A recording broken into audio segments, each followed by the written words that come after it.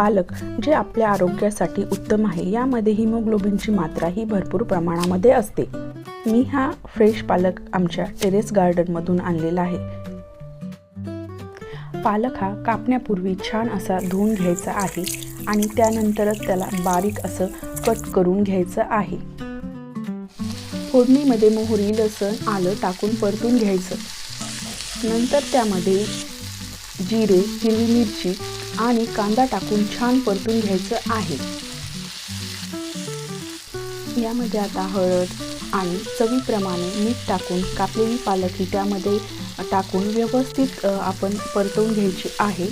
नंतर पालक हा चांगल्या प्रकारे आपल्याला वाफवून घ्यायचा आहे।